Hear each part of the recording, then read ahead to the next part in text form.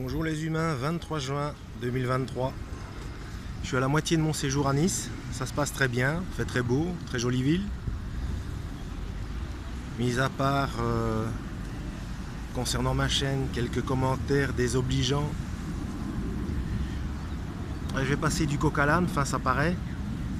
Vous avez vu, Elon Musk a implanté sa première puce dans le cerveau d'un tétraplégique.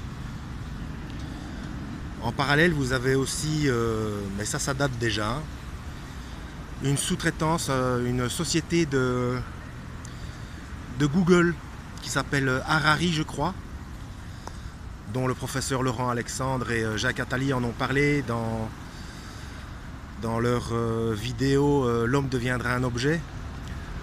Donc, mais maintenant, même dans les médias mainstream, on annonce qui vise vraiment la science, vraiment l'immortalité de l'être humain.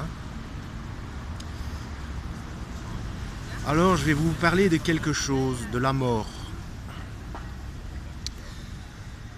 Évidemment, ce ne sera pas pour tout le monde. Ce sera pour les gens très riches. Mais même les gens très riches.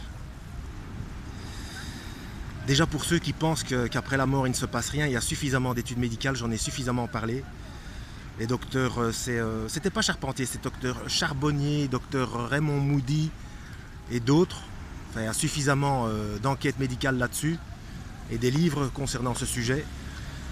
Mais pour ceux qui veulent rester immortels, on sait à présent, ça fait parfaitement consensus parce ce sont des évidences grâce à des observations.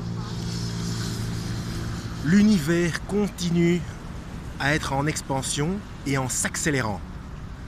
Donc, il y aura bien non pas un big crunch, mais un big freeze. C'est-à-dire qu'à un moment donné, les systèmes de galaxies seront tellement éloignés les uns des autres qu'on pourra plus les voir. Donc, ce que je veux dire, c'est que même si on arrive à l'immortalité, vous voulez vraiment vivre ce truc-là parce que vous voulez échapper à la mort, et vous avez peur d'aller en enfer. Déjà, si vous voulez échapper à la mort, c'est que vous doutez qu'il y ait quelque chose après la mort. Parce que si c'est simplement comme la sensation de dormir, c'est pas bien grave. On s'endort, on ne s'en rend pas compte. Donc il n'y a rien de grave. Mais si vous voulez vivre éternellement, c'est qu'il y a un doute raisonnable. Je voulais justement en revenir à ceux qui ont des commentaires désobligeants et qui jubilent, qui essayent de faire chuter ceux qui tentent de suivre le Christ.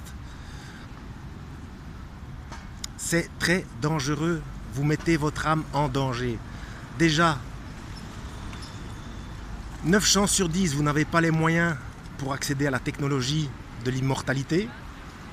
Et même si vous y arrivez, vous êtes condamné au Big Freeze. Vous vous retrouvez seul comme ça dans l'univers sans rien, plus de matière. Donc même si votre corps est complètement artificiel, à un moment donné, le Big Freeze s'attaquera également aux particules subatomiques. Il suffit d'étudier l'astrophysique, et la physique des particules et la mécanique quantique concernant ces choses.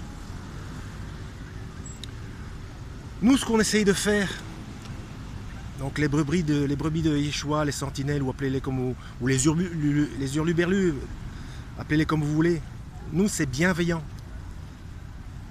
La clé, c'est le Christ. Il n'y a que lui. Vous pouvez chercher n'importe quoi dans n'importe quelle religion. Ça ne marche pas.